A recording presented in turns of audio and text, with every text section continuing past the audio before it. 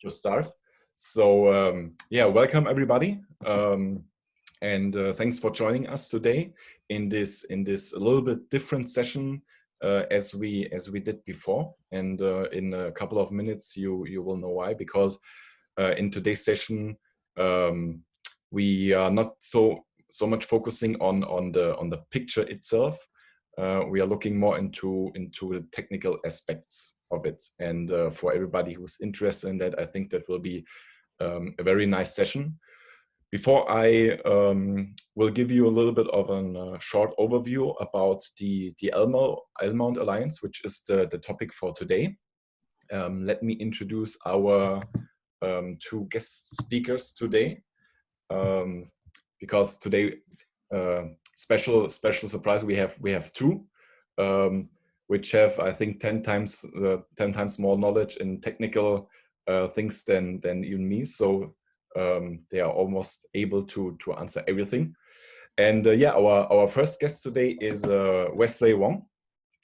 He's the founder of Gleesy Art, and he has over 16 years experience in very high quality printing, color management, and he's an expert for the whole workflow in photography. And our second guest today, you have maybe seen him before in an earlier Leica conversation, is Casey Eng, photographer, Leica ambassador, and yeah, he, from my point of view, he has so much technical knowledge that he could also work in the R&D department of Leica. So yeah, welcome to both of you. And but it's not your turn right now. Before I will give a short overview about the main topic today, the L-mount Alliance, and then we will start the discussion. So, the L-mount Alliance. I will give you a little bit about yeah, some background information. What is the L-mount Alliance in total? What are the advantages? And so that we are all on the same level when we are starting the discussion. So the idea of the L-mount Alliance came up at Leica about 10 years ago, because there was the need from the R&D department and also the request from product management to have a mount for a digital mirrorless camera, which was besides of the M for sure, but which was not part of the product portfolio in Leica at that time. And after a lot of research, discussion, and things like that, the concept of the L mount was born. And then the first camera system with the Leica T, later TL, has been introduced, which was using that mount at the time. And the approach here was for Leica to have a mount that is suitable for APS-C format as well as full frame. And there was the need to combine those things. So to have it not as big as the APS-C lenses would increase so much in the size, but also suitable to fulfill every future dream for full frame lenses. And yeah, the L mount basically combines both of them in one mount. So APS-C lenses as well as full frame lenses, which was the main requirement for the mount.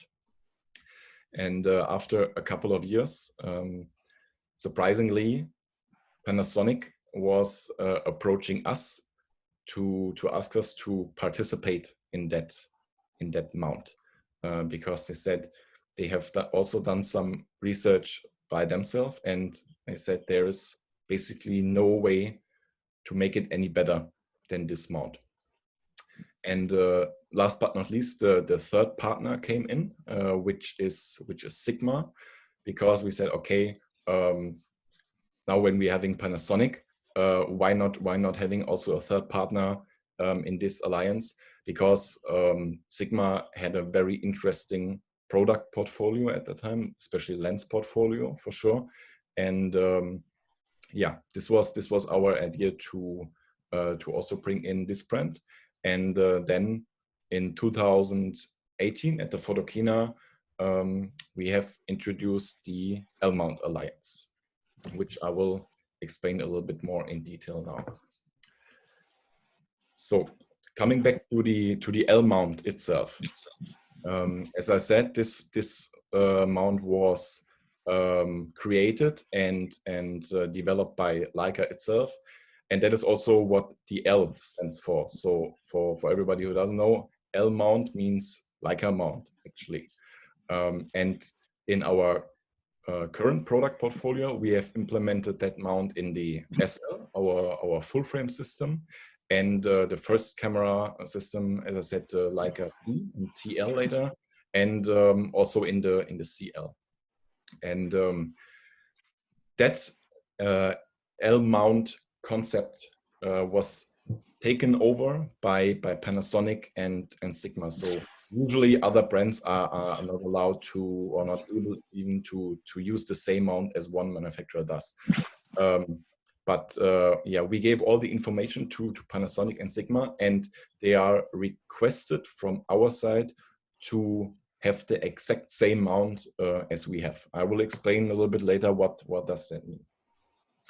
So as I already explained, the main approach for the L mount was ready for APS-C and full frame, and to have the right balance between both of them. So the mount couldn't be too small, because then it would not fit for full frame, and it would be too big, then the APS-C lenses would get too big and too bulky. And yeah, after the research from our R&D department, they found out that 51.6 diameter is yeah, the most suitable size for that mount. What was also required is that we have a short flange distance between the lens or the mount and the sensor, which is 20 millimeter. And there's also, you need to find a balance there. It couldn't be too big, the distance, and not too short, because if you have it too short, then you will get maybe some problem with adapting also other lenses. And that was also the approach, that the L mount itself is suitable for using also adapters to mount other lens systems from Leica, or even other third-party lenses. As you see in the picture on the right, the L mount itself has 4 flange elements, which prevent the lens to tilt, and the mount itself is made out of stainless steel. So yeah, basically the highest quality you can achieve in a lens mount itself. And as I mentioned earlier, this was also a requirement which was given to Panasonic and Sigma, that they produce the exact same mount and they use the exact same mount as we do. So their mount is exactly the same. What you cannot really see here in that picture is the electronic barcode, where the camera is able to speak with the lens, and this is also the highest current standard you can have, because with the lenses that we have in our portfolio now, with optical image stabilization, etc., and of course autofocus, it's very necessary to have a very fast connection between the lens and the camera itself, so that they work properly.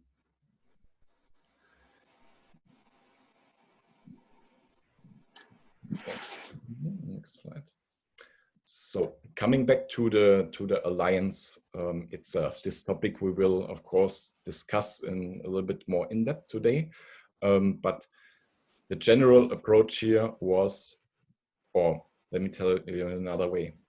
People ask us when we introduce the L mount, why is Leica doing this? I mean, you have the patent on the mount itself, you own the rights of the mount, so why do you allow other manufacturers to use the same mount as you? Because then you have maybe more competition, people will buy other lenses instead of Leica lenses.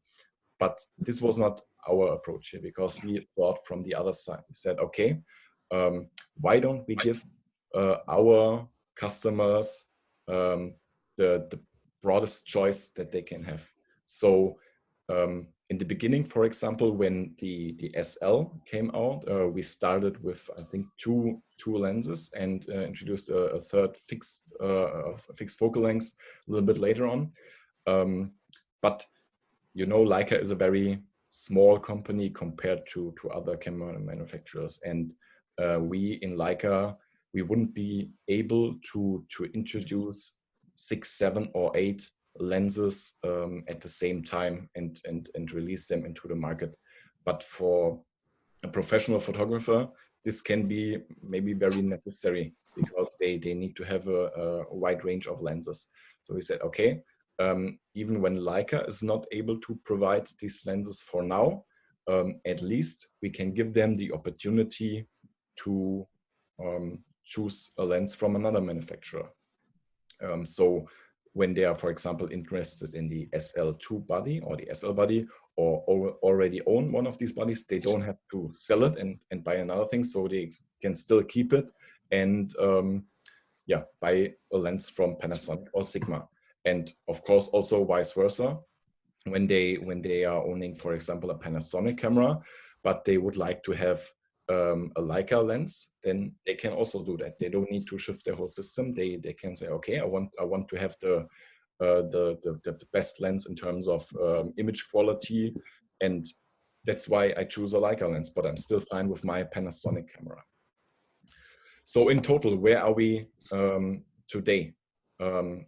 From the schedule that we have from 2020 onwards, Sigma has in its lens portfolio already 16 prime lenses and 1 wide-angle zoom lens for that amount, which are fitting to that amount. And Panasonic has already 11 full-frame lenses. And what I didn't mention earlier, they cover up a range of focal lengths where Leica would not be able to provide a solution over here. So everything beyond, let's say, 280 millimeter is something that Leica is not able to provide, because the quantities requested from our customers would be so small that Leica would not be able to offer a lens in that range for a reasonable price. But this is a range where Panasonic and Sigma are able to do that because of quantities, etc. And yeah, this is also the reason that people don't have to sell all their gear, because they say, I need a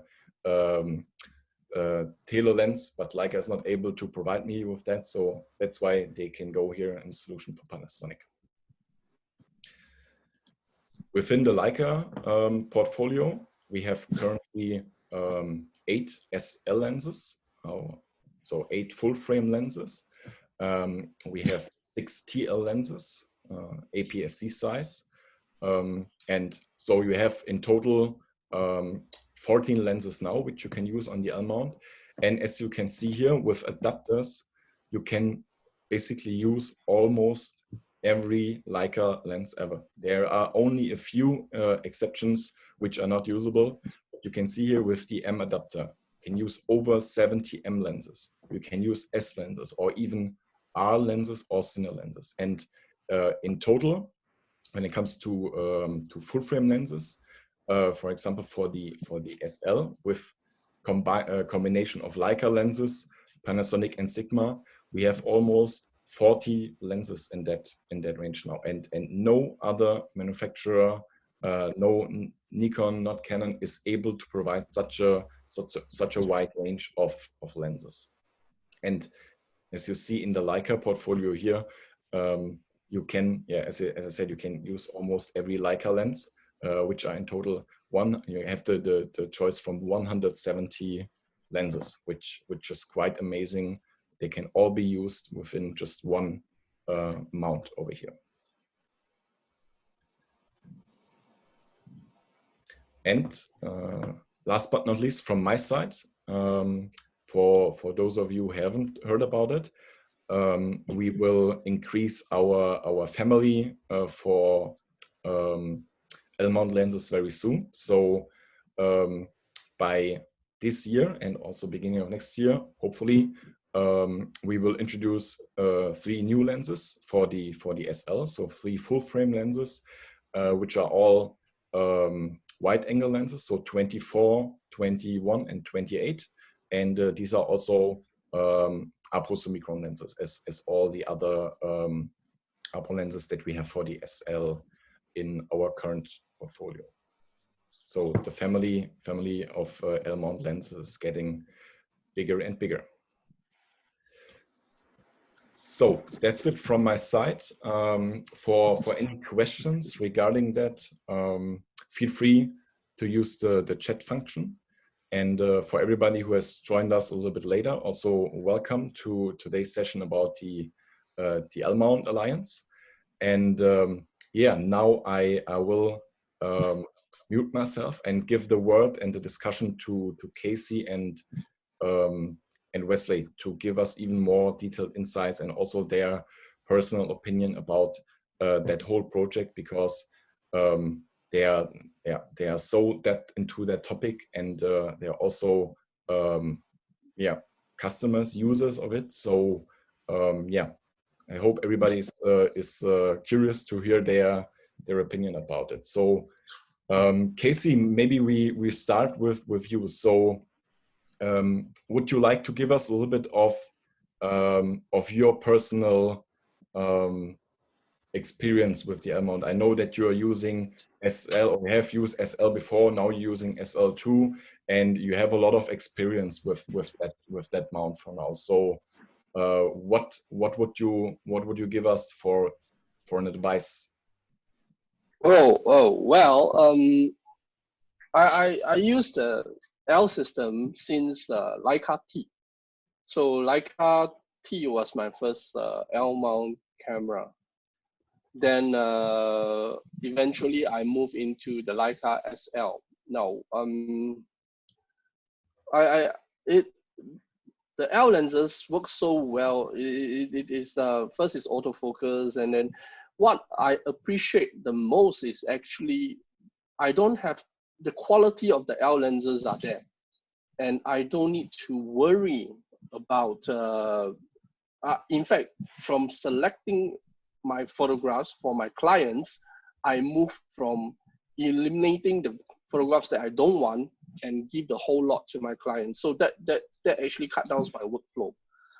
That is one. Second thing is because this mount is most of the lenses in the L mount, especially on the SL series, are all weather shield, and I can shoot in any condition. I remember one time that I was shooting this go-kart racing, and it was raining heavily, and I'm shooting in the rain with the 9280 and the 2490, and it just works perfectly, and I can have that assurance that it works, it tracks my target, and then I'm just continuously shooting in all weather condition. And this has enabled me to be working on all types of weather. And I think that's a plus point. That is in fact a very big plus point, in such a way that a photographer wants to work in the field, and they don't need to worry whether the camera can support that weather condition or not. The answers to it is like all weather shield, and then you just go ahead and take your picture. So that's one of the benefits to me as I feel it. Yeah. So then coming to Wesley, would you also like to share your personal opinion? I mean, I know that you are the representative for the L-mount Alliance in Malaysia. So how would you promote the L-mount Alliance, or how do you promote the L-mount Alliance actually? And what do you think? What are your personal benefits and advantages of it? Hi, thanks, Lucas. Good afternoon, everyone. Hi, Casey. I'm glad to be invited to be on this platform to speak on behalf, to share some knowledge about the L-mount Alliance. If we were to draw our attention to the actual logo of the L-mount Alliance, you will see a lot of significance in how the logo has projected, right? In terms of the unique partnership between three companies. At the same time, the collaboration that is closely knit together. And if you look at the animation, it has a red color on the left, whitish on the middle, and then blue on the right, which signifies the three colors of the founding members that initiates this L-mount alliance. All right. At the same time, it is shaped like an infinity, which denotes the true focus of this whole alliance, that is to offer infinite possibilities to photographers who wish to look at the L-mount propositions. At the same time, you also see the L-mount on the left, which is the body mount, and then the lens mount on the right. Right? So these are very significant. It shows of the true synergy and the true spirit of how these three founding members comes together in this alliance. Now, alliances like this are not new. If you look at about maybe more than 12 years ago, something of significance then will be the Micro Four Third Alliance. All right? So alliances like this has been done before, but what is different this time is not just the big announcement at Photokina 2018, but like what Lucas has mentioned, why are these three brands coming together? Is it for a strategic purposes, or is it just for a technology tie-up or partnership? Right? If you look beyond that, there is a lot of meaningful things behind this partnership. Number one, you have Leica, who is the originator of the mount, opening up this, okay, to allow partners, selective partners, I almost say hand-picked partners, to come into this alliance. Okay, Panasonic is no alien to Leica. They have been collaborating with Leica for the past 20 years. Okay, Sigma has been developing their own camera solutions, and in fact, before joining this L-mount alliance, they were already designing their next generation mirrorless mount. Okay, but upon the invitation of Panasonic and Leica, it makes sense for Sigma to come on board together to collaborate and to strengthen the positioning of the L-mount. Right now, L-mount is targeted quite differently from M-mount or even S-mount. While we can consider the S-mount is for really the elitists, the M-mount are for people who have started with lights and Leica, right? That was like, you're talking about almost 80, 100 years, right? So that is a different demography altogether, but SL mount, namely the L mount, is catered for professionals and serious amateurs and people who are in this current generation of photography who wants to have the best of technology. And Lucas, you rightly said so, the design of the mount is carefully thought out even 10 years ago to almost be future-proof. All right, it is thought with that in mind. So it encompasses APS-C crop lenses on crop bodies using the same mount right up to full frame. Okay. At the same time, what is more important is that it must also be able to accommodate the legacy systems, namely the M mount. Okay. The M mount users must not be neglected in this whole design and initiative. Therefore, although the M mount is longer in terms of flange distance than the new L mount, which is only 20 mm, but it is able to work seamlessly together, okay, in the L mount. And I think this is very, very, very important, because while you are trying to embrace the new, Leica try not to ditch what was done to such glory for so many years, so many decades. So the significance of L mount is to offer unlimited possibilities, hence the infinity sign. By collaborating with Sigma and Panasonic, and with their capabilities and in high quality production and also precision engineering and autofocus and image stabilizing technology, you are able to offer something which far exceeds what one individual brand can do. So 1 + 1 + 1 in this case, I would say, is more than 3. And that is exciting for photographers today.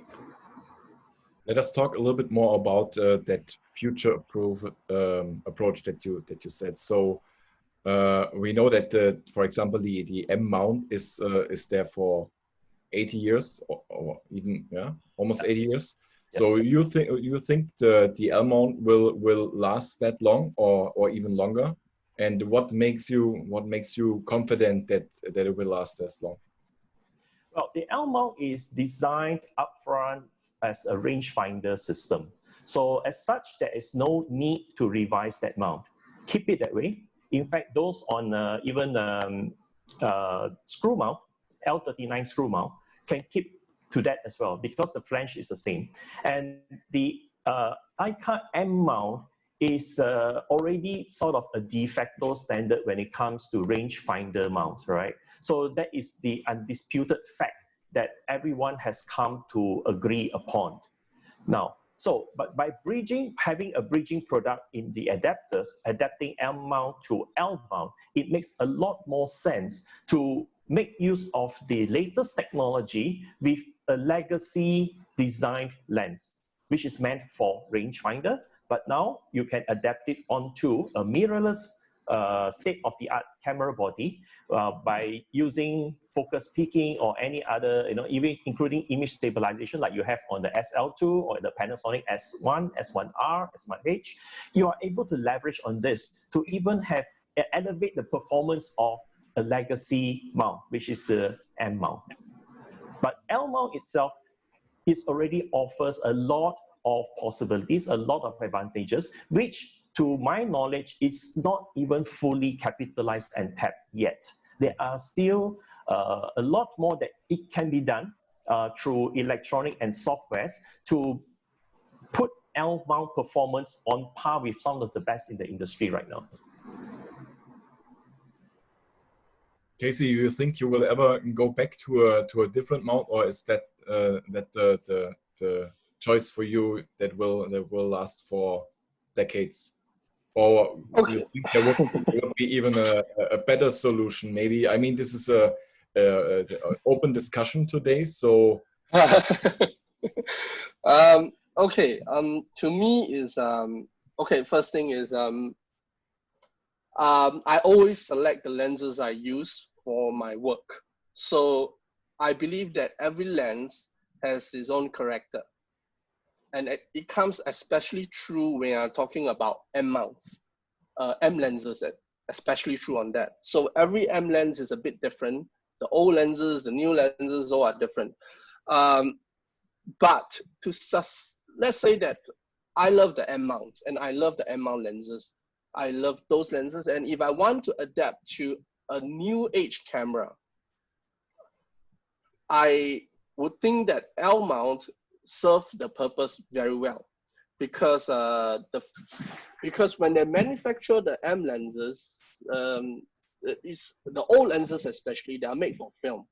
So the way the light is directed is totally different on a digital camera, and that's why you got a lot of color fringing if you are not adapted properly. If the adapter is a bit out, all this will come into play. Now, so far, the L cameras, especially SL, SL2, are adapting this very well because they make sure that everything is tuned correctly, and then you have less of all these aberrations and fringing that you occur in other cameras. And to me, that is important, and that sort of boosts the capability of all these cameras. And this I do see spread across some of the same L mount cameras in Panasonic and in Sigma too. So yeah, I would use the L mount if you talk about in the future in this case. And this is one big advantage that I have compared to if I'm going to use other forms of mounts itself. Yeah. Okay, maybe we start with answering some questions at that point, so keep a little bit interactive, and because it's very in-depth technical discussion today. Also, please be not upset if we are not able to answer every question, because when it comes to lens development and things like that, there are some things I think we don't know, and some things we are not allowed to talk about. But we will do our best to answer every question sufficiently. So the first question from Oliver would be, do you know the reason why Sigma and Panasonic have currently only full frame lenses in their portfolio, and will there be some APS-C sized lenses in the future? Who's going to take this, Wesley? Okay, I'll take that. It's quite easy. In fact, if you look at the solution offering, because Panasonic and Sigma, after they have joined the L-mount alliance, it is only reasonable for them to launch a full frame camera, and therefore full frame lenses are the priorities, right? But that said, Sigma especially do have very unique APS-C size sensors. That's for APS-C sensors, right? Which are easily adaptable to a L-mount camera body like the Leica CL, TL, and even the old Leica T by means of an adapter. So, but the problem is that in the L-mount specification, adapters are not part of the contract. Okay, so if you look at Leica SL, as in SL1, it would not be able to autofocus using the Sigma MC21, but it is supported in the latest Leica SL2, right? On the Panasonic end, I don't think it makes any sense for them to do any APS-C size mirrorless, but don't quote me, I might be wrong. Because largely, I think in world market-wise, APS-C still holds a big market share. Is at least more than 60%. All right, not everyone is on full frame, mind you, right? Not like film days where it's only one choice. But in terms of offering, when you have say a full frame lens, it is workable on both bodies anyway, right? But if you purpose build one for APS-C, you will not be able to use it effectively on a full frame sensor equipped body. So you think the general market trend will go more and more into full frame, or you think there will be still a balance between APS-C and full frame? I think largely a balance, but as we all know, every sensor size has got its own niche and market share. In fact, strictly speaking, if you just talk about camera equipment as a whole, regardless of brand, mobile phones cameras are having the most market share. Yeah, and their sensors are puny size, all right? But people love using them on a daily basis. So let's not go into that part, but reasonably so, I think full frame should increase their market share significantly, because today, the price point, the entry point for full frame cameras are reasonable compared to maybe 5 years ago. So there's no reason why they shouldn't start on full frame. Yeah. Casey, you are laughing the whole time. Do you share the? Well, if it's quite correct, because Panasonic, I think they are working mostly on Micro Four Thirds and the full frame series, and that's what I feel about Panasonic. As for Sigma, I think that they will come out eventually, but maybe not so soon, because they are basically they are basically investing a lot on the full frame series of lenses right now. Yeah, that's for Sigma. I mean, we got 5 TL lenses, and those 5 are good, good lenses for the TL. Yeah. You think that's sufficient? For current, I think the TL lenses are very good. Okay, they are not inferior to the SL. That's one thing for sure. Sufficient in terms of the range of it. So currently for TL lenses, yes, they are sufficient. Because okay, I use TL and I use CL before. The way I feel is this. Okay, now looking at the zoom lenses for the SL, I can't attach that to the CL and then carry around because it's big. But the prime lenses, are small enough, and when attached to CL, it is just nice. It is just small, good for street photography, good for everything, and the focus faster. So if you take a look at the, but say again. Why would you buy a full frame lens for an APS-C camera? Is that something that makes sense to you? I mean, well, if the lens is good, why not? Because in the future there is a path. If I want to go to SL, I can do it. If I want to go to full frame, I can do it, and it is giving me full frame. So if let's say that I love the 35 of the full frame, I can buy the 35 f2 prime and then attach it on the CL. I got a 50. mm-hmm. And if I attach on the SL, I got a 35. So I got two different range of lenses in one shot. I think it's good. Why not? No, but and I mean, what if somebody only have the CL, for example, and so that was my question. Does it make sense to buy a full frame lens then? I mean, when you're having a full frame system like the SL and, for example, also the CL, then of course it makes sense to use also the full frame lenses. But I mean, you also have the 35 for APS-C size. So why would you use the APS-C lens full frame? Well, if I use the 35 on the APS-C size, if eventually I buy an SL, I'll buy a 50 mm. Mm-hmm. Correct? So in this case, I have to get another lens. But bear in mind, if it is for me, okay, that set aside, this is my own opinion. If I have a CL, I will concentrate CL on all the wide angle lenses, the 11-23, which give me all the wide, and then whatever mid-range, I will think of if I have the capability and in the future, near future, I'm going to upgrade myself to a SL, I will start investing on all the mid-range as a full frame. So I got the best of both worlds. Okay, makes sense.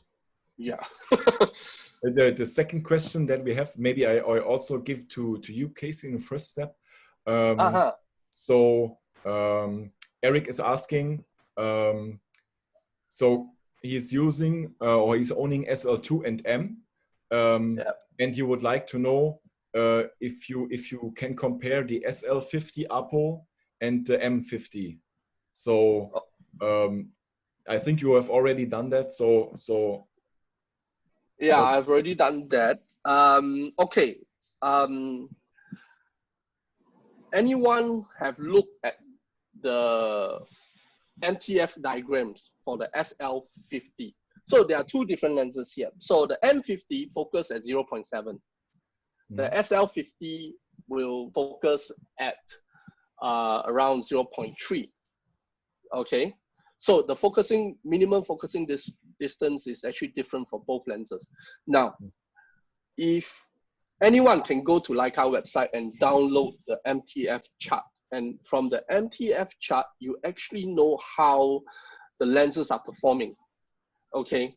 Now you will see that in the SL50, the performances are mostly above 75 to 80%. From the center of the lens to the edge of the lens. Now, I'm not talking about how beautiful the image, everything yet. I'm just talking about an engine across another engine. So you'll find that most of the SL lenses are actually ultra performance and really, really performing at a peak. And all this you can see on the performance of the SL50. So to me, that will be one of the things that I'll need as a lens, that it performs optically great and cannot be compared with other lenses. So that's, to me, I will select the SL50 for that. Yeah. We would recommend the SL50. Maybe we stay a little bit on that topic. So you said, because we have already spoken about the future-proof approach for the mount. And as you already explained, it's also implemented in the lenses. So for example, in, as you said, the SL50 lenses, and I think basically every SL Apo lens is future-proofed even for sensors beyond 100 megapixels. So it's not only the mount itself which is yeah, approved for the future over here.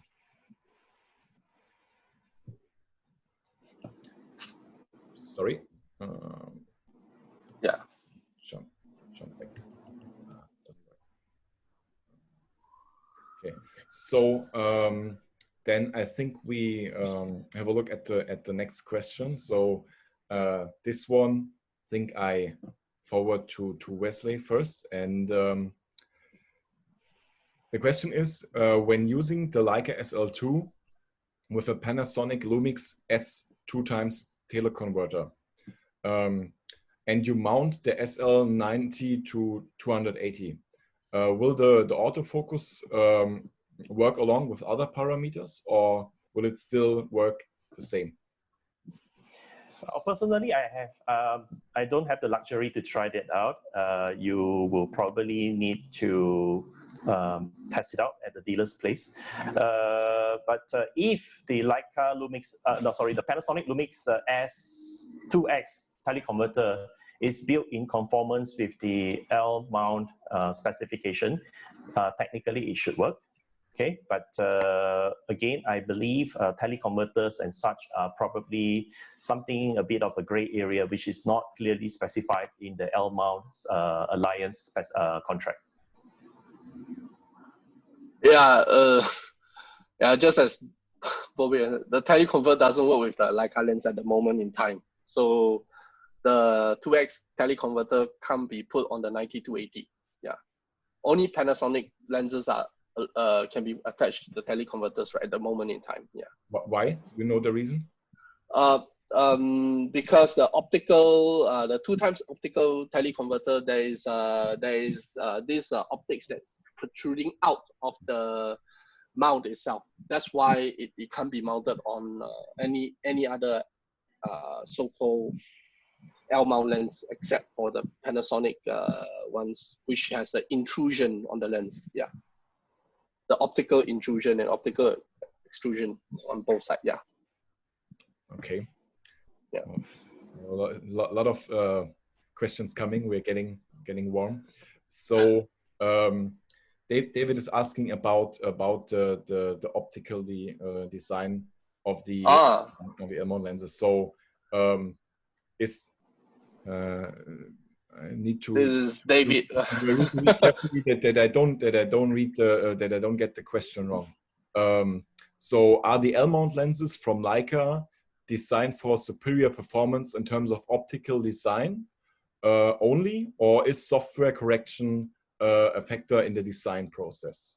Yeah, from my point of view, I roughly know that, I mean, software correction is implemented always a little bit. Is that right, Casey? I mean, there's of course that the approach should be that they perform very well in terms of optical performance, but isn't there always software correction nowadays when you have electronic lenses?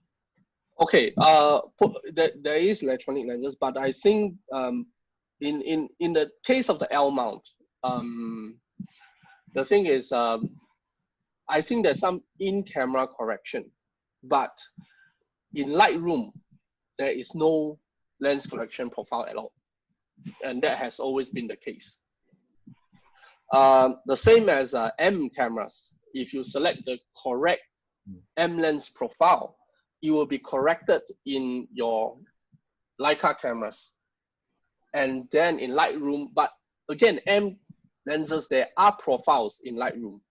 So in this case, I think L mount cameras, L mount lenses in Leica are more so-called optically so-called refined compared to the others in this case. Yeah.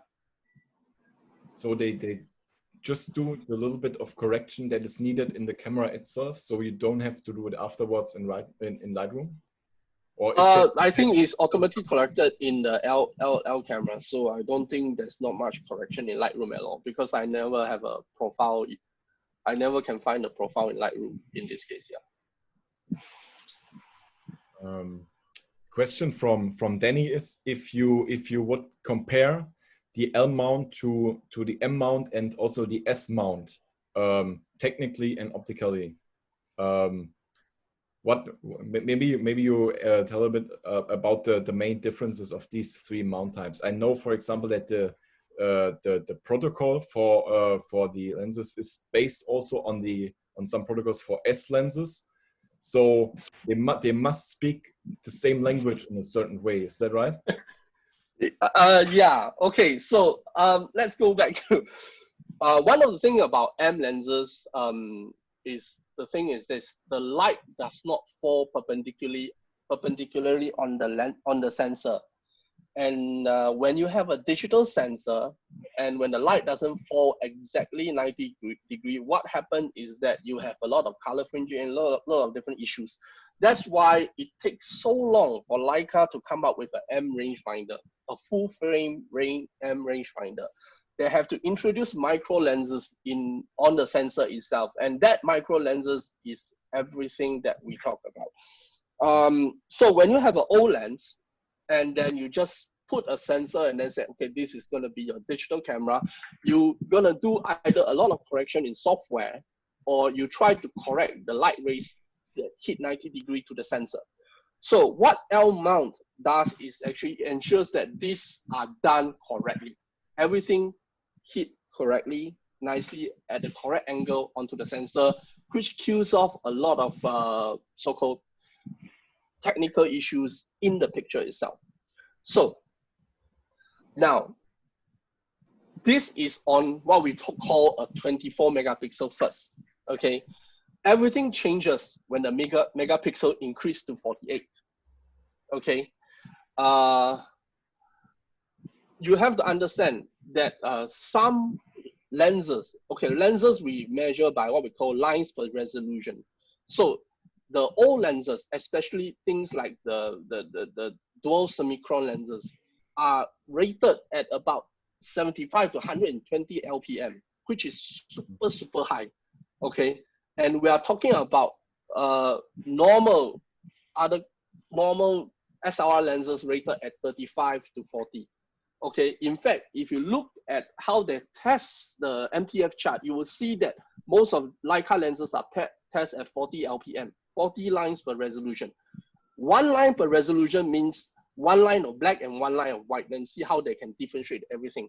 So all these things comes into play: the sensor, the amount of megapixel, how the light hit on the sensor. So let's say that if I have a O lens hit onto a 24 megapixel and an O lens that hit onto a 47 megapixel, it creates a different type of picture. You will see that the O lens that hit on a 47 will create more details compared to a 24. Okay, and this you can do a test to try.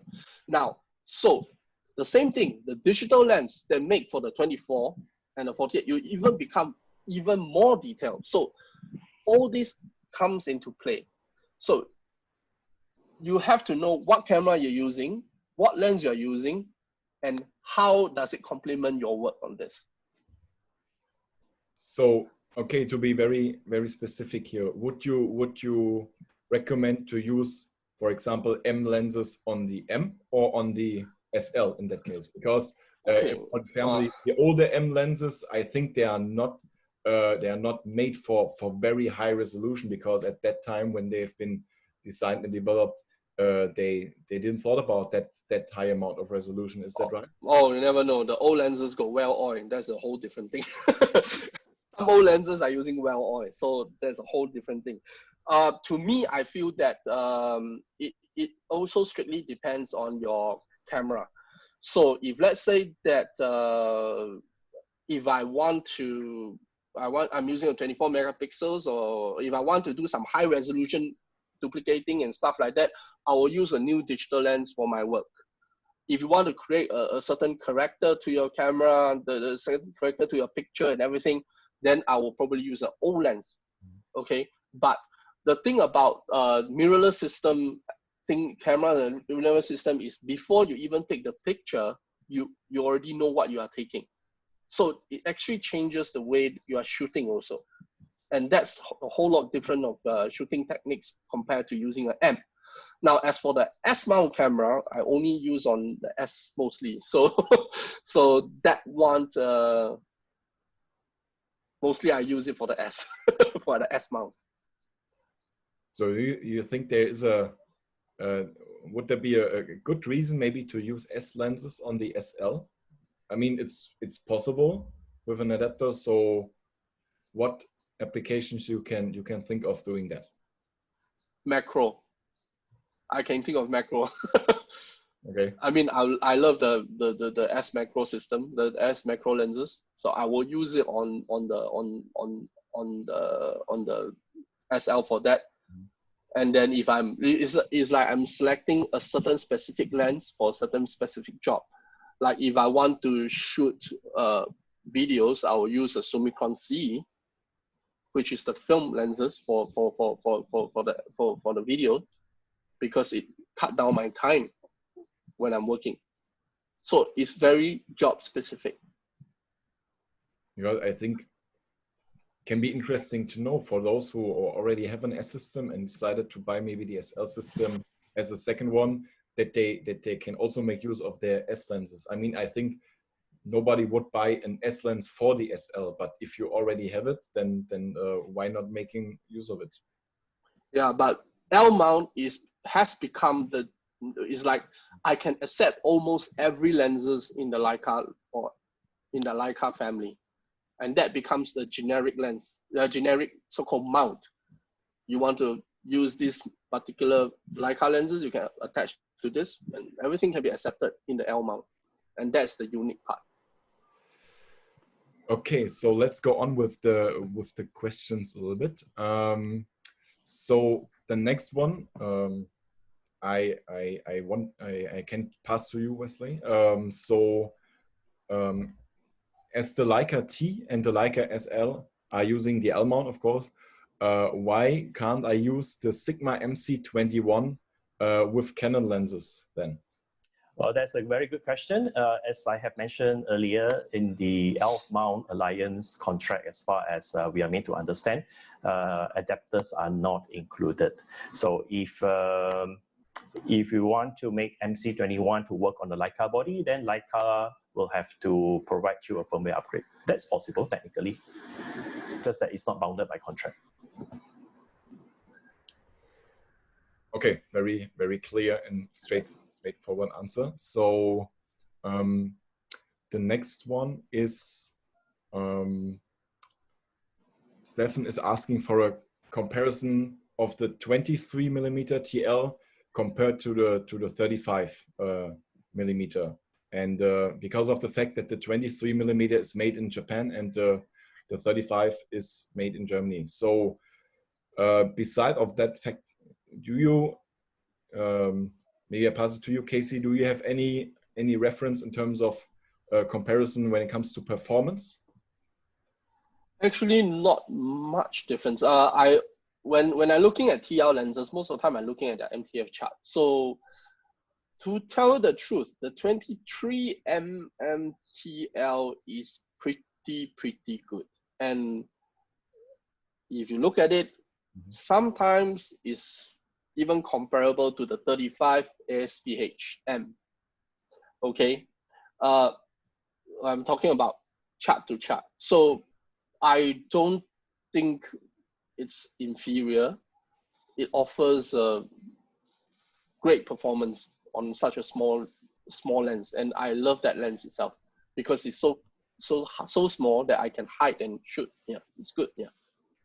So both lenses have different advantages. Then it's not hard to compare which is the better one. Because you see, when they build this all these TL lenses, they're actually looking at the specification to build it. So if these are very good quality control lenses, so you don't need to worry about that much of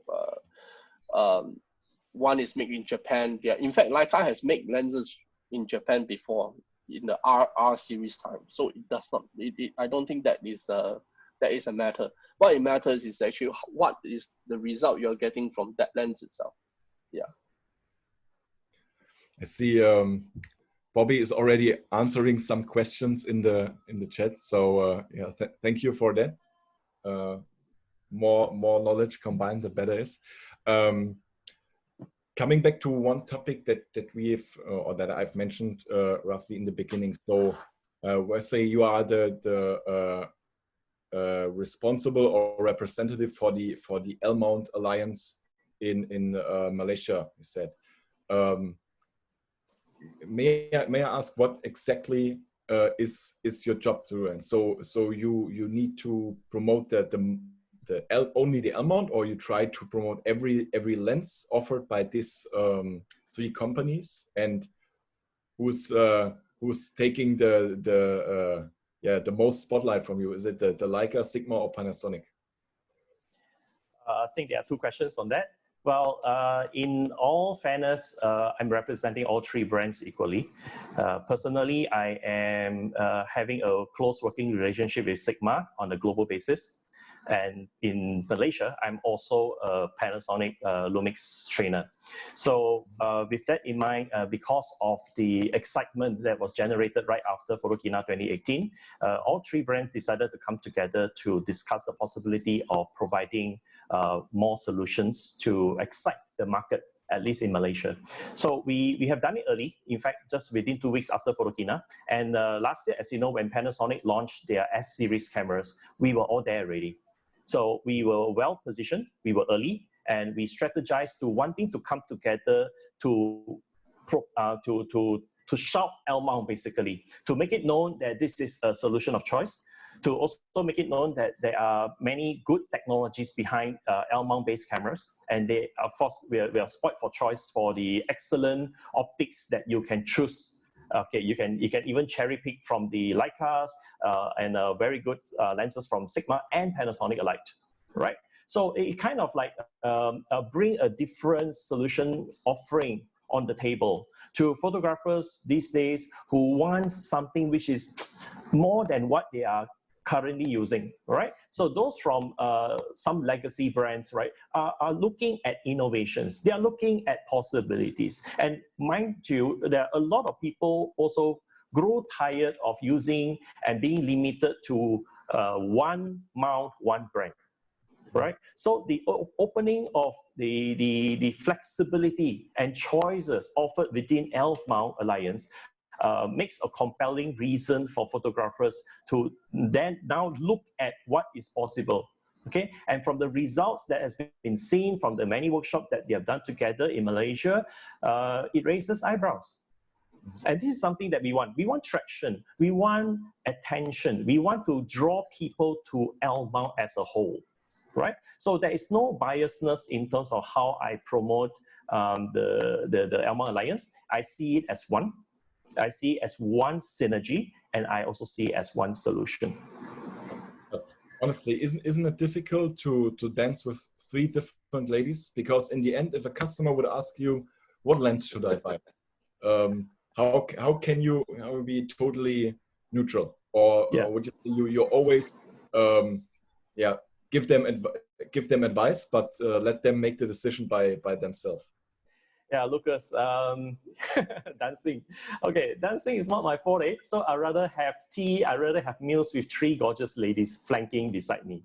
So yeah, and you know, when you have 4 people, it's also very easy to play mahjong.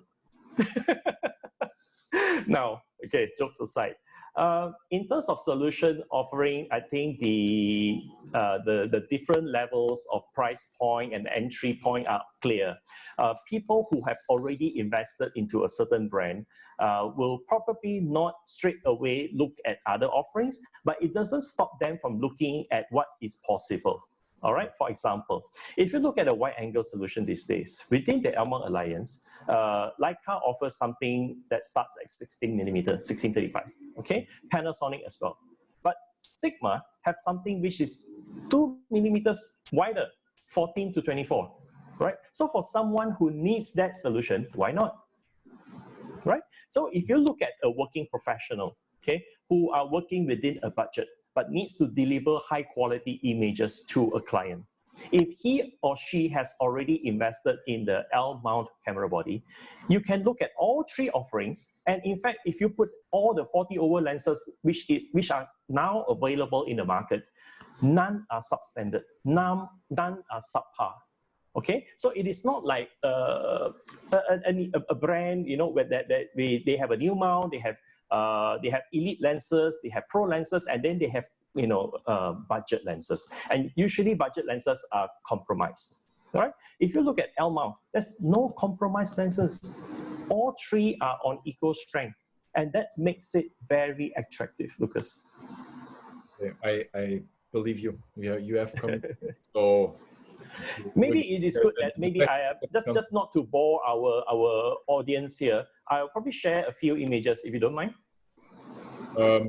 Yeah, sure, we can do. I would just recommend before we go in, we answer the last question from the chat box, so we can focus on your pictures then. The question is, I believe there are micro lenses on the SL sensor for M lenses. How will these micro lenses affect native L lenses? Maybe Casey, you want to. Very technical.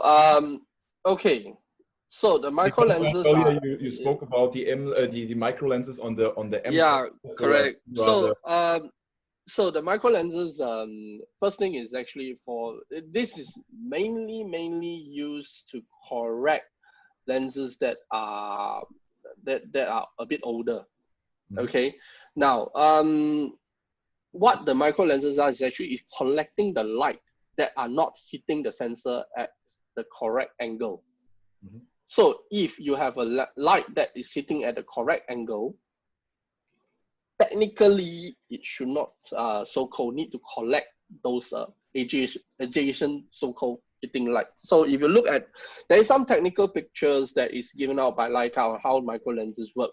Now, what Leica never give is how micro lenses work if the light is straight on, hitting straight on.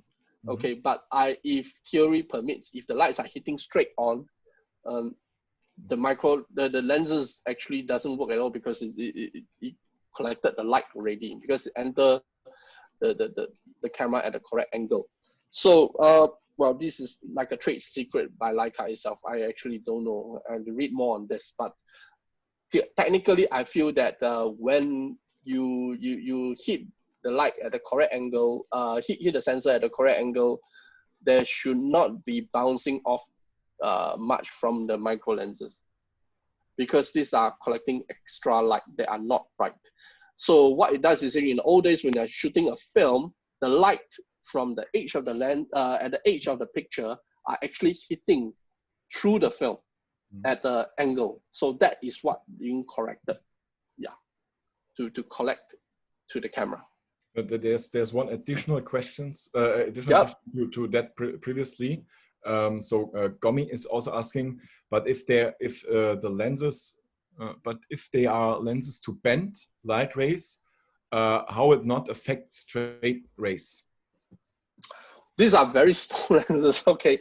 And how do I say it?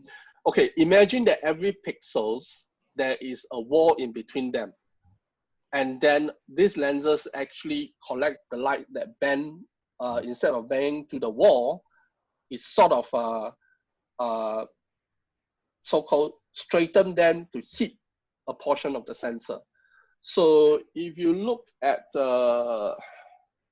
if you Google micro sensor, micro lenses Leica, I think you will see a bit of the work that they did on it. So this is actually what they put in front of the sensor itself. Now, the wall in between the sensor is sort of a detection between different colors. Okay, so this is to prevent them to go to the other, the next pixel itself. So it's like a collector. If I have a 47 megapixel camera, which I have 8,000 by 4,000 so-called cups, and within each cups there is a collection point of the color. And then when the light comes in at a straight angle, okay, I'm getting maximum power of the light. Now there are cups. Now I have a micro lens in front of the cup.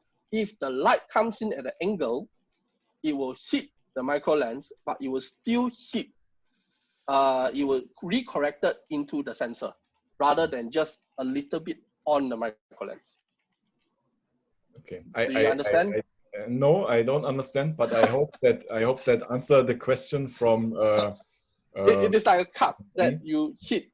That is supposed to capture the color, and each cup will capture one type of color only, and the arrangement of the colors is based on what kind of RGB arrangement that you want. Is there any difference? So yes, there is. Yeah, we need to have a little bit look on the timing now. So I will stop sharing my screen now, and then Wesley, you can go on with the things you would like to share with us. Yeah. So, and for the question that was upcoming regarding some other Sigma lenses, so we have a dedicated website for the L-mount, which is l-mount.com, I think, and over there you can see an overview of all the lens roadmaps that has been announced so far. So from Leica, Panasonic, and Sigma, and for upcoming lenses regarding other brands, I can't tell much, even for Leica. Maybe Wesley, you know more about what they're trying to do in the future. But for everything that has been already announced, you can find on the website, which you also can see in the chat box. I think it's rather unfortunate that CP Plus is being called off due to COVID-19. I believe some of the member companies of the Alliance were planning to roll out some new exciting news as far as lens lineup is concerned. But stay tuned. I believe many works has gone into it, and in due time we will know. These days, rumors are usually true. All right. Anyway, so let me share my screen. Okay, if you are seeing this, this is a shot of a Lotus, and it is shot with one of the L-mount camera. Okay, you can try to guess. Those who guess it correctly will not get anything, but you get a pat on the back. All right. But if you look at the rendition and how beautiful it is, other than just very simple raw processing and very direct application of a LUT, this is all that is. All right. What I like about all the three M-mount camera, Leica L-mount camera bodies is the sensor used is a very, very good choice, very clean, very smooth transition of tones, all right? And it matches very well to all L-mount lenses regardless of the make. Okay, this is what I can assure you. You can pick any of the L-mount lens and put it onto your favorite choice of L-mount body. It will produce excellent result. Okay, so look at this one as well. This is one of my favorite shot. Is not because there's any good aesthetic about it. This was shot in Vietnam, Ho Chi Minh City. Now, what I like was the simplicity of the camera system that I use. Okay, I can share with you, this was shot with the Sigma FP using the 45mm contemporary lens in L-mount. Okay, so this is as straightforward as it is, but because the whole system is so small, right, it doesn't raise attention, it doesn't generate attention, and people won't chase you away and so on. Okay, but I guess Vietnamese people are also very friendly. So I have done a lot of street work with the Sigma FP by virtue of it being small. I have adapted it with L-mount lenses, and it just produces excellent quality. In fact, don't mind sharing with you the first movers, people who adopt into this Sigma FP in Malaysia were a lot of Leica users. Okay, they like it for the size, the sheer size of the camera, which is so small, and yet the image quality that's produced is so good, and we don't have to even go to the study of micro lenses and so on, because the ultimate output, the image shows itself, the capability of what it can do. All right. So you feel free to test it out with any of the Leica M lenses on any of these bodies. In fact, one of my favorite combo is to mount it onto my personal Lumix S1R, which has stabilization. So with a M mount lenses adapting through an adapter onto a L mount body with stabilization, it does wonders. Okay, this was taken at Batu Caves. If you know, this is a favorite touristy destination. This was shot with the 14-24 Sigma lens. Okay, and this is natively on L mount. Okay, so a bit of portraiture. This was shot with a Panasonic lens on Panasonic S1R body, and this is not sharpened. This is straight out of camera. You can see how well it resolved. Now, I'm not a fan of hard contrast, well resolved 8 contrast kind of person, unless I'm shooting landscape. But if you are shooting a portraiture, you want it to be very faithful in its reproduction, something that looks very natural with a decent amount of micro contrast to have the separation of tones, right? Both on areas that are in focus and on areas which are out of focus. All right, so these are wonderful things. I mean, you look at the color science behind all the 3 cameras that we have today from Sigma, Panasonic, and Leica. They all produce very, very nice, pleasing colors, with some even aging closer to being really, really faithful. Okay, and this is also one of my favorite shots. This was taken back in my hometown in Penang, shot with my favorite lens, which is the Leica Apo Summicron 90mm f2 spherical, and this was deliberately shot at f2. I named this this shot as social distancing. Kind of true, right? But if you zoom in and look at the details at that distance, which is across the street, it is amazing, right? How much it can resolve. Okay, so this is a testimony and the evidence of the value proposition of the L mount alliance and the possibilities that you can do by mixing and matching what you like within your budget, between your whims and fancy, to produce high quality output. Now, if you look at some of this, there are probably people who are interested in landscape. These are also very high resolving images, okay, generated from that combination. Okay, and this in particular is my favorite shot. I printed this large at about 6 feet wide and hang it on my gallery, which is Ilford Gallery, Malaysia, the first official gallery in the world for Ilford. And if you look at the details, it's just amazing. And this is all very lightly edited, okay?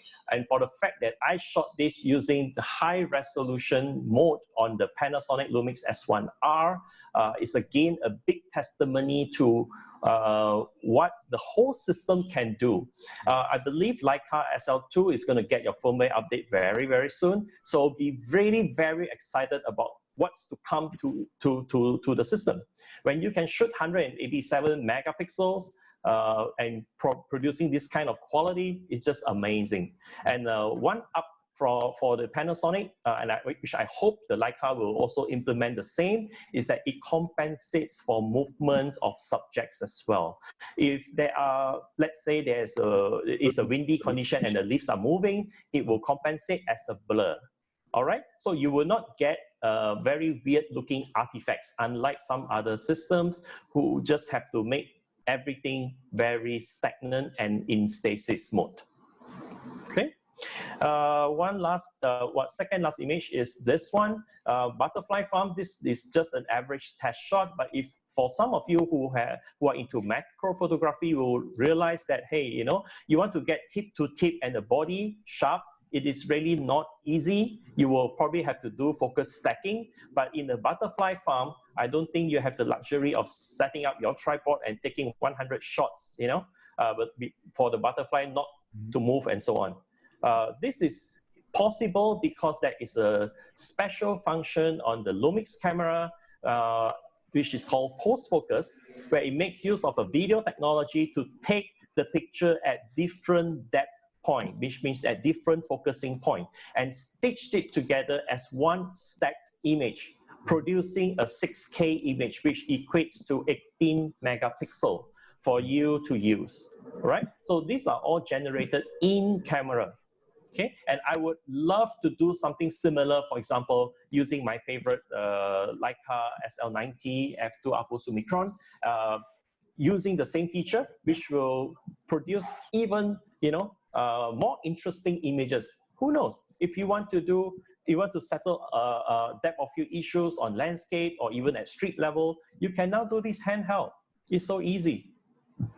Okay, and lastly, possibilities, multiple exposures, right? I actually shot this using multiple exposure modes with one off-shoe flash in wireless TTL mode, okay? And this was stacked, like, I think at least 15 times for me to balance the ambience and play around with color gels, and whatever that's blur behind this is actually my soprano saxophone, and I shot this lens with some light shaping tools multiple times to stack them together to create one final image, which ironically is also saved as a raw file.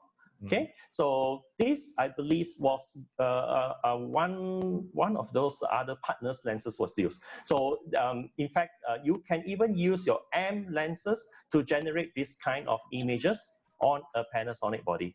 All right, so these are, again, a testimony of when 1 + 1 + 1, it is more than 3. Okay, so yeah, that's what I would like to share, and what I'd like to excite you with as far as the L mount propositions are concerned. Very nice. Lucas? Yeah? Yeah, go back to the questions that the guy is asking about micro lenses. Let me show you a picture, and then so that you can further understand how it looks like. It's very simple, so that they understand. Okay. Okay. You want to share your screen? Yeah, please do. Thank you.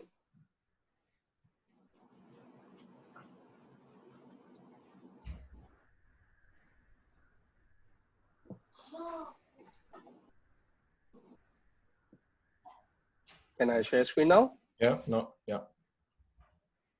Okay, so let's go this, and then let me share with you.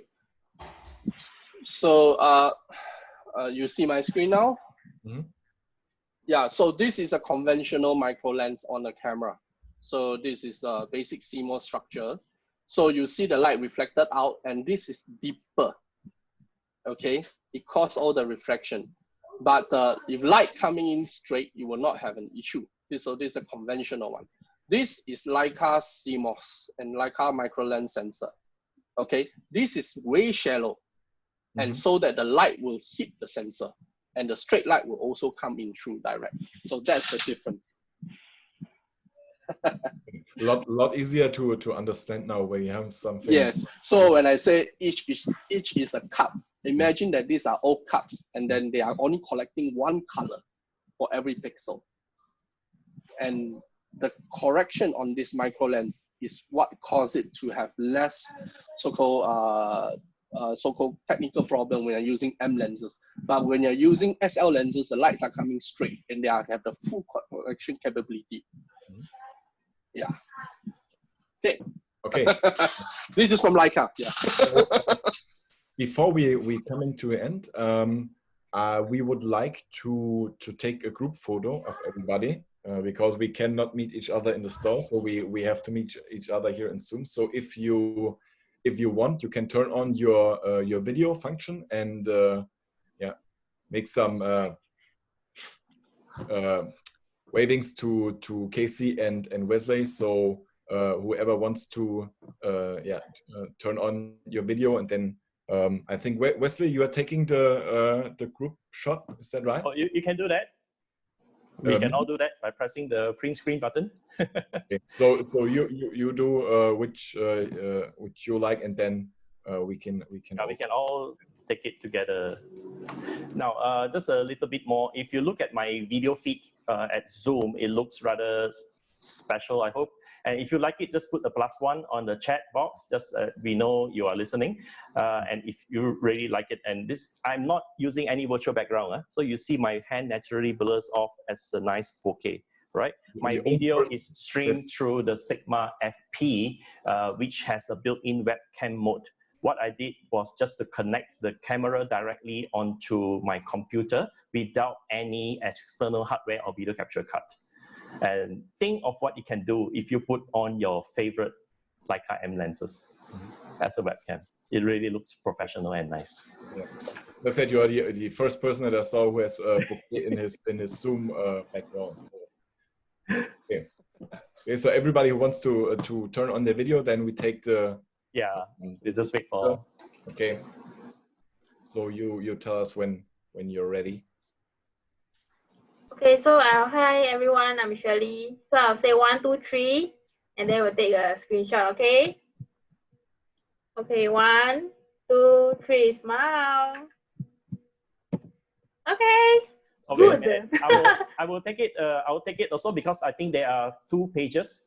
So let's all turn on my page 2 is kind of empty right now. I mean, people are not turning on their cameras, but I will take it on my end and it will come in 2 pages, right? On first page, okay, everyone get ready and go. Okay, let me zoom to my, okay, put it to page 2. Okay, not many are turning on, but I have to go on with it. Okay, got it. Thanks, everybody. Thank you. Yeah, Lucas, back to you. Okay, so then, okay, we are at the end now. Actually, we have planned to do that session in about 45 minutes. Now we are almost double, but I don't mind because for me it was very interesting, and I really like the way Wesley and Casey you explain things, because even very difficult topics is sometimes can be a little bit overwhelming, but I think, or I feel that you're able to explain that in a way that most of us or everybody else is able to understand that. So thank you very much for today's session, and thank you everybody for joining us today. And yeah, have a nice Tuesday. And if you want to have more information, visit our webpage for the L-Mount Alliance. And if you want to get in contact with Casey and Wesley, I think you are both on Instagram, right? So Instagram, Facebook. Right, yeah, Facebook. So just drop them a message over there. Yeah. Thanks, Lucas. Thanks, Casey. Okay. thank you, everybody. bye bye. Bye bye.